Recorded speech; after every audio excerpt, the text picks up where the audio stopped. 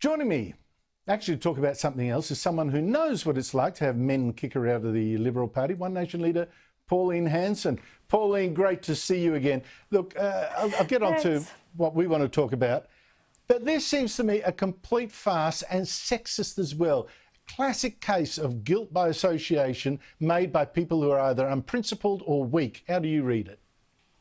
I see it exactly the way you do too. And I was thrown out of the Liberal Party and came from John Howard. I had to go because I didn't toe the party line. And, you know, I wouldn't apologise and been told to do. And I said, I'm not here to be anyone's yes person. I'm here to represent the people of Australia. So I came from John Howard. I had to go. They're all weak, pathetic. And to keep throwing people under the bus, what? This woman had no association with them. She turned up to this meeting, a protest rally that was happening down there, and just because they turned up there, she's associated. Andrew, they tried to do the same to me years ago. At meetings that I had, the public turned out in droves to come and see me. Because some people turned up in Nazis' uniforms and outfits, they tried to associate me with them as well. I had a hell of a bloody time with it, and the media were the worst at it, and the political parties, and even on the floor of Parliament, Downer and Peter Costello used to throw everything at me. You know, I say to that, Maura, honey, don't stay with them. They're not worth staying with them. If they're considering throwing you out of the party, just give them your resignation and you come across in One Nation and I'll make you feel very welcome and I will actually give you a voice to represent the people of Victoria.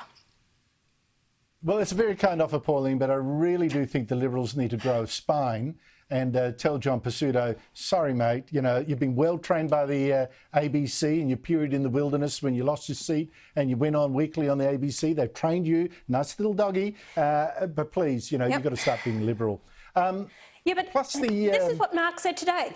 What's the stupid part about it is Perrottet, he dresses up in a Nazi uniform. He's still the leader of the Liberal Party. Here's this woman's got no association with them and she's been thrown out, considered to be thrown out of the party. Go figure.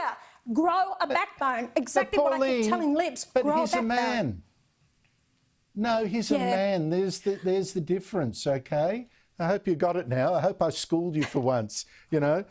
He's a man, so Perrottet can stay, but she's got to go because she once knew a person who knew a person who knew a person who knew a person who might have dressed in a Nazi uniform, and that's bad enough. Now, so the reason I did ask you on, Pauline, Labor's plan for the voice.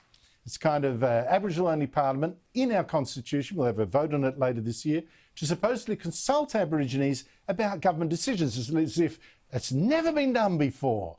In fact, as I pointed out on this show, we already have a massive bureaucracy that does exactly that job. 1,300 people, no fewer, paid for by the Albanese government in what's called the National Indigenous Australians Agency. Now, today, in the Senate, you asked the government how much this NIAA was getting. I couldn't believe this answer. The NIAA priorities this year include closing the gaps, implementing the Uluru Statement, developing a new jobs program, delivering First Nations justice, whatever that means, and more. It has also budgeted $31 million to deliver local and regional voice implementation, despite the Prime Minister saying he would not fund the yes or no cases in the coming referendum. Will the Minister please inform the Senate about the NIAA's total budget for 22-23? That information that you are requesting will, of course, be published in due course. It's like, Don Farrell's a nice guy, but don't get me wrong, Paulie, it was like you say, NIAA, what is that exactly? Now, that figure has actually been published, you found it out, and it is twice as much as I thought because I relied on the annual report last year. Tell us the real figure, what this government gives to an agency that Don Farrell there couldn't even, couldn't even think about what it was doing and why. Just shy of $4.5 billion a year. And that's under Prime Minister and Cabinet. So anyway, this is what they get, Andrew. It's just absolutely bloody ridiculous, and they advise. You know, this is what I tried to put it out, and it's in the 22-23 budget. We're coming into the 23-24 budget, and he said, oh, it's going to be in the budget papers. He doesn't have a clue. He didn't know what he was talking about, and this is what I find a lot of the time. They don't know what they're talking about, and, you know, couldn't answer the question. He was hopeless. Look, I watched that whole exchange. You asked him 3 questions and he gave you an answer to none of them, like he didn't know and didn't care.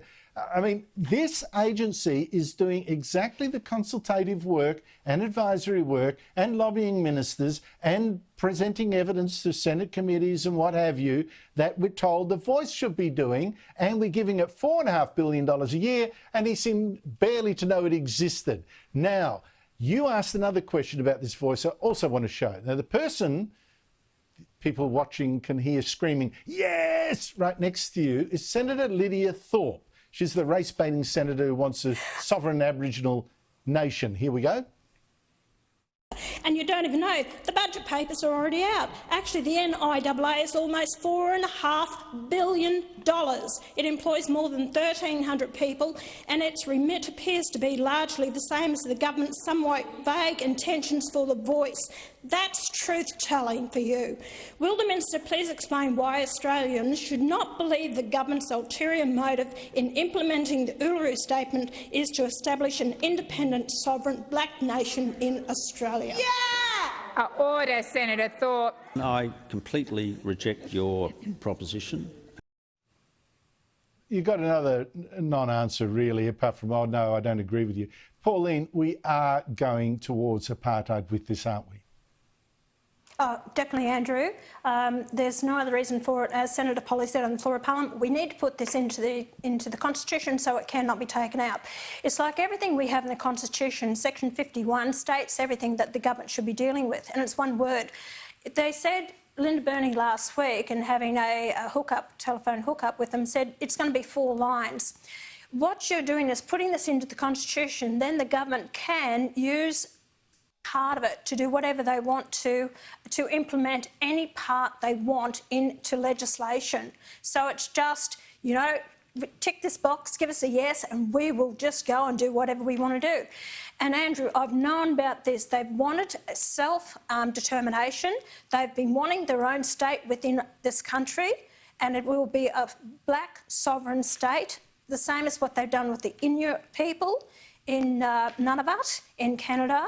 And I tell you what, it will divide this country. Surely can't we see what's happened in Africa with a lot of the nations there, the division that's happened? And this is why I will continue to fight against this. And I want people to really think seriously what they're going to hand over if they give this the tick of approval, the yes vote.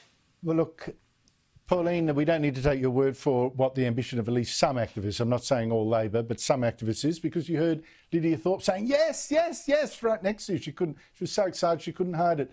Pauline Hanson, thank you very much for your time.